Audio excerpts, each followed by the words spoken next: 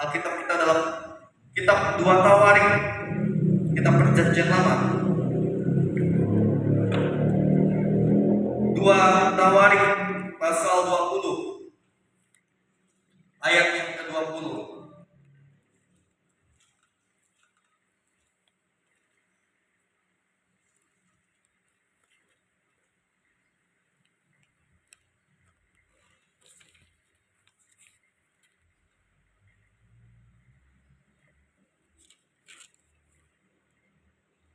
2 Tawarik pasal 20 ayat yang ke-20. Saya ingin ajak Ibu untuk kita bacakan firman Tuhan ini secara bersama.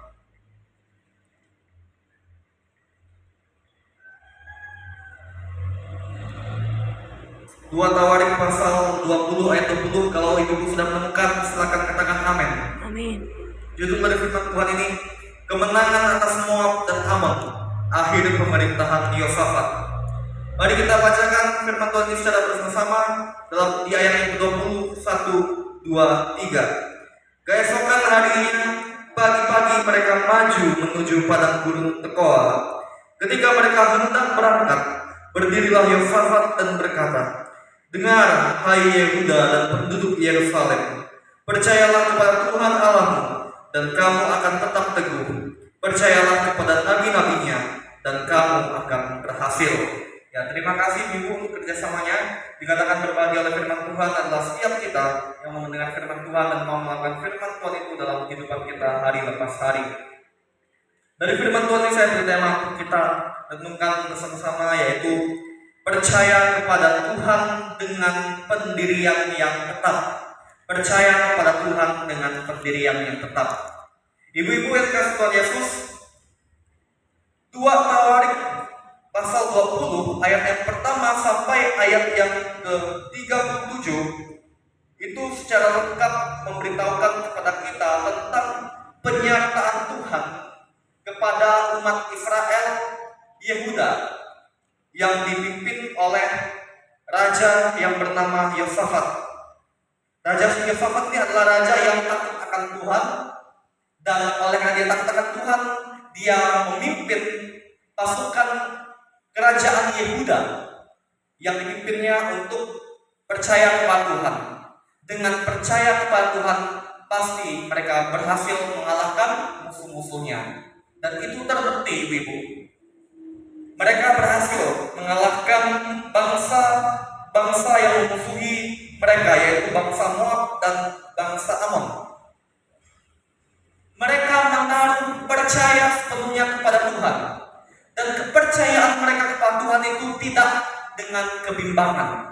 Mereka tidak ada keraguan-keraguan. Mereka mempunyai pendirian yang tetap. Mereka memandang Tuhan karena mereka yakin bahwa Tuhan sanggup memberikan kemenangan kepada kerajaan Yehuda yang dipimpin oleh Raja Yosafat pada waktu itu. Dan terbukti. Oleh karena itu, ibu-ibu, lewat pengalaman itulah menjadi motivasi untuk ibu-ibu dan saya bahwa apapun yang saat ini menjadi pergumulan masalah persoalan hidup kita, kita tuh harus mengarahkan hati dan pikiran kita sepenuhnya kepada Tuhan dengan percaya kepada Tuhan.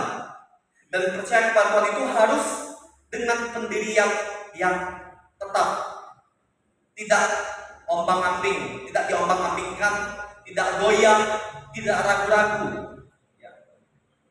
Kalau kita goyang, kalau kita bimbang, ibu, itu sama artinya kita meragukan Tuhan. Sama artinya kita tidak percaya sepenuhnya kepada Tuhan. Dan itu menjadi penghalang berkat Tuhan.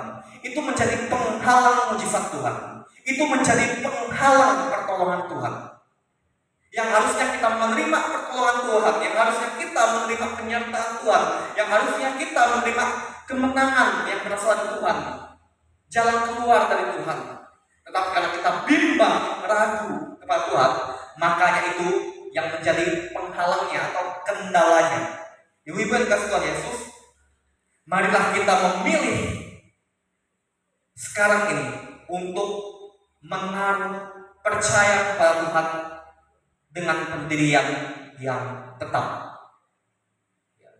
Kita harus mulai dari diri kita sendiri. Kita yang harus mulai dari diri kita sendiri untuk punya pendirian yang tetap percaya kepada Tuhan. Dengan menaruh percaya kepada Tuhan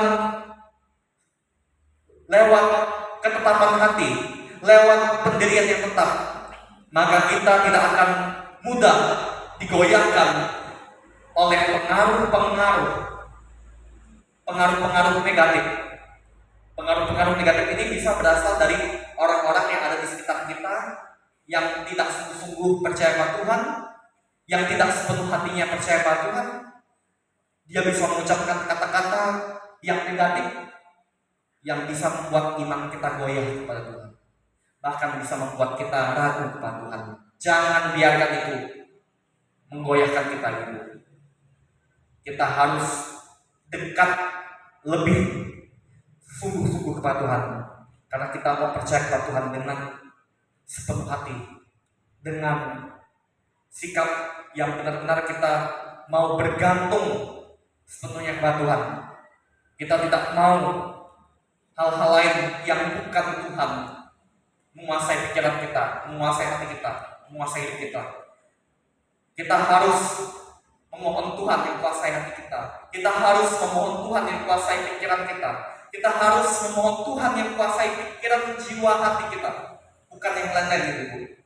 Karena Tuhan, Dia adalah sumber pengharapan yang sempurna. Dia sanggup menolong kita.